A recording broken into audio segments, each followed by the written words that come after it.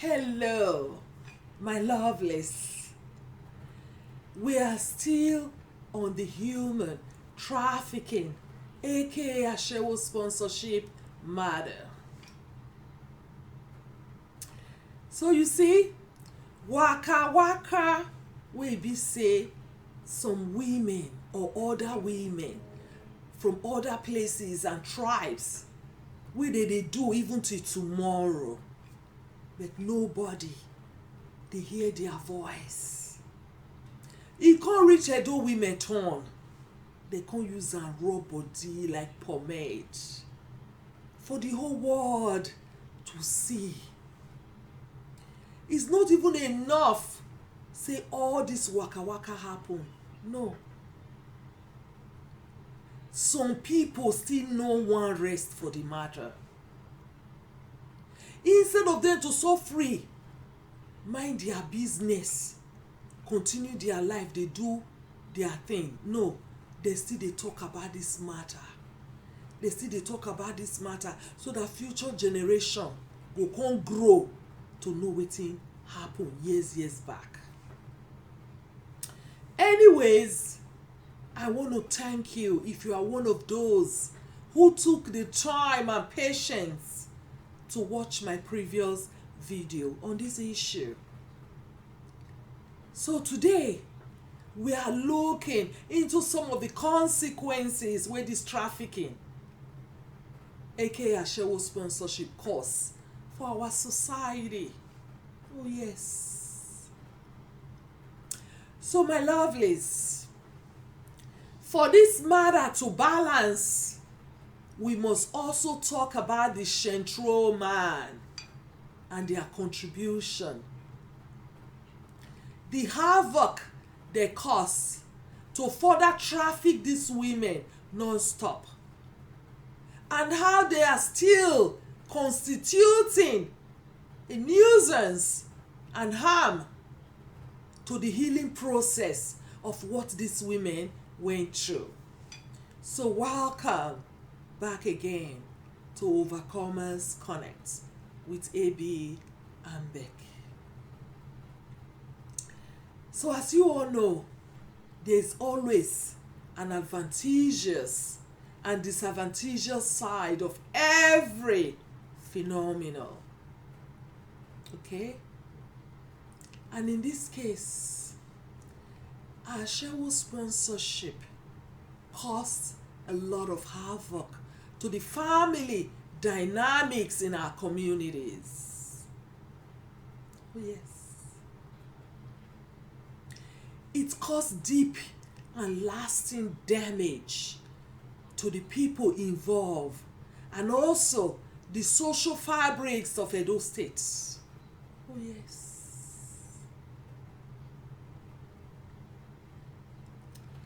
At the same time, we must also acknowledge a different truth, my people, whether we like it or not. For some, the trade became a means of survival. It helped certain individuals and families escape generational poverty, hardship, and suffering. It did. But fellows, what brings relief to some can also bring destruction to many. While a few people benefited from this trade, many also paid a heavy price. Oh yes, families were torn apart. Mothers, fathers, brothers and sisters, cousins all became strangers. And even to the extent, some became enemies and wishing each other harm. Yes. Lots of friendships were broken. Communities that once strived on unity and togetherness became divided because of this trade. Oh yes. So what was once a communal love began to shift into unhealthy competition, jealousy, hatred, and disconnection.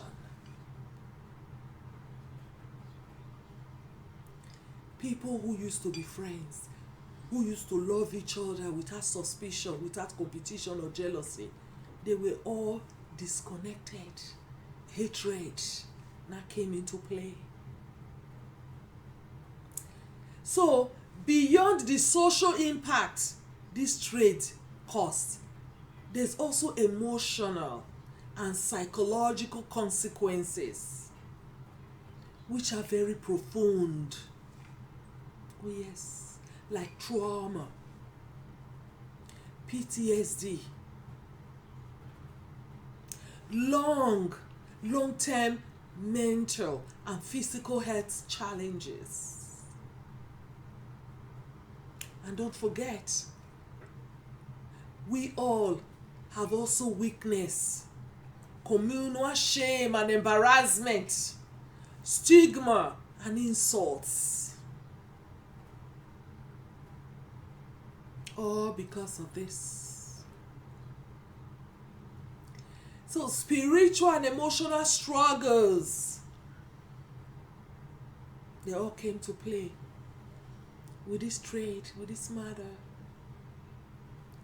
Unprecedented and premature loss of lives. These are realities that many individuals and the wider society are still grappling with today. Oh yes. So because the trade is no longer the way it used to be, it doesn't mean that everything has changed. No, that division is still there. The consequences are still there. So my lovelies, this is not just a story of choices. No, it is not. It is a story of systems, pressure, survival, and consequences. And until we face it with honesty and compassion, healing will remain difficult. Oh yes.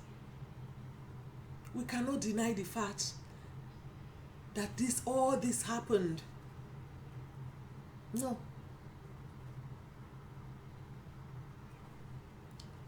But you know what?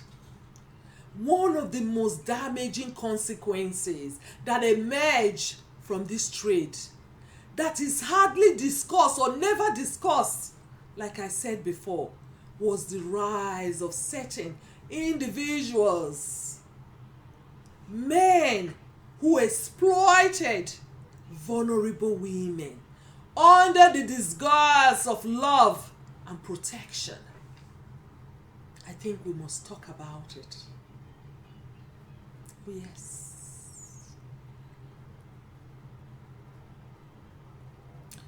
These men are often referred to in different ways within the community as Shentro men or pure men.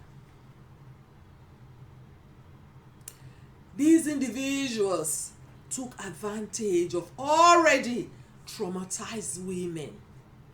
They multiplied harm for the trafficked women. Yes. They deepened their suffering through manipulation, pimping them high and dry.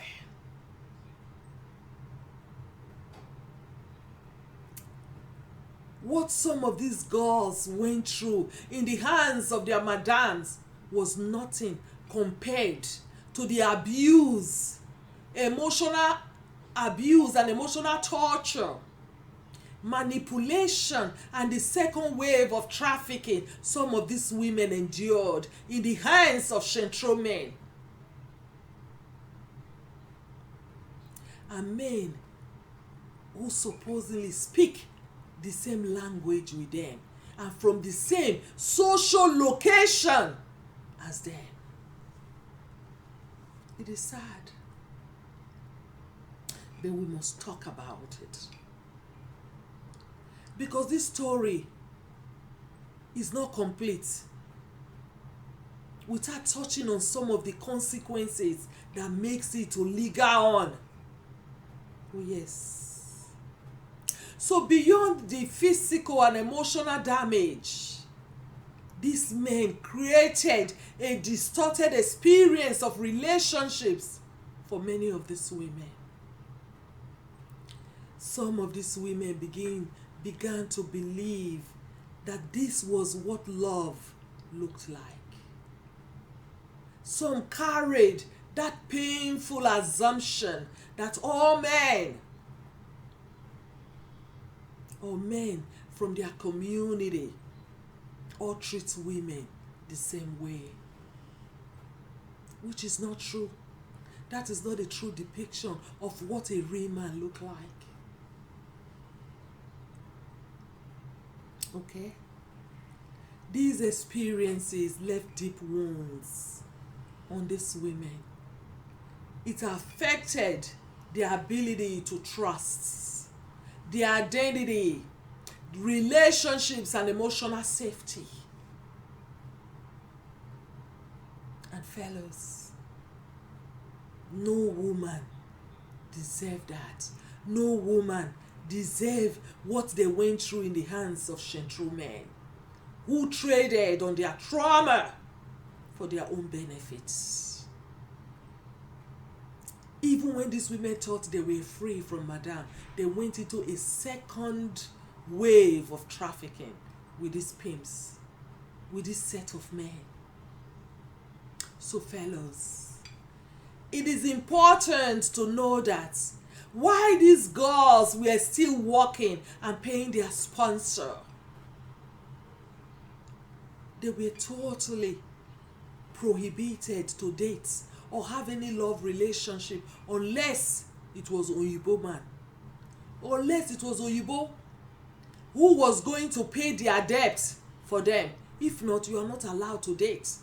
You are not allowed to talk to a man that looks like you or have the same skin color or the same race as you. No.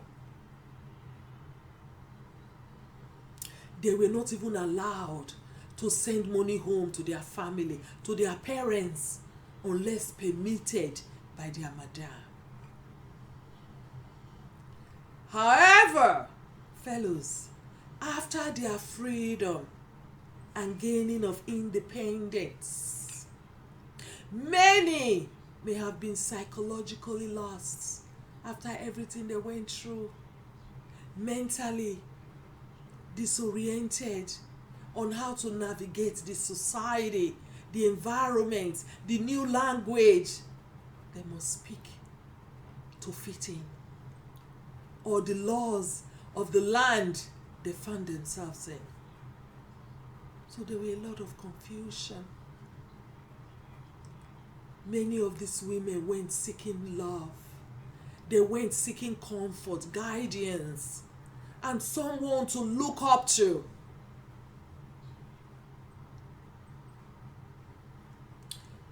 Someone to say, it's okay. I see you. I hear you. The nightmare is over now. I got you.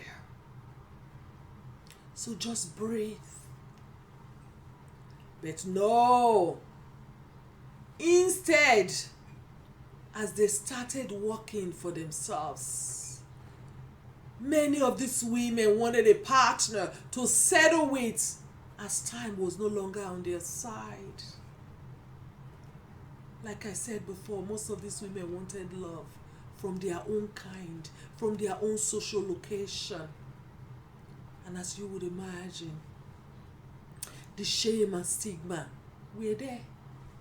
And dating or having a love relationship became challenging.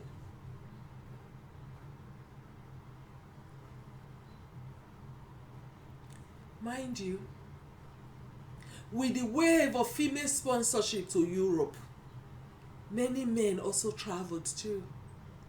As many women, mothers, sisters, cousins, wives, girlfriends, they all started helping to bring their men and loved ones to the diaspora. Oh yes. Why am I saying all this? These women were seen as ATM machine by these men who turned them into their source of livelihood, their source of income. So instead of protecting their idol sisters, these men decided to take advantage of them and turned them into a printing press for money. Oh yes, for money. So the trafficking was not only concentrated on just like the madam sponsorship. No, the trafficking continued. Most of these women were pimped by their own men. And you know, most of these women didn't speak the language. They did not have, most of them didn't have a formal education from Nigeria before coming to Europe. And some couldn't even spell or write their names. Women who were brought directly from remote countryside, aka villages, and who have already gone through thick and thin and might be feeling mentally, bullshit and confused. They started seeking comfort from men who are not taking advantage of them. Oh yes. Men, they thought, oh, he speaks the same language with me. He's my brother. No, they were there to suck them dry.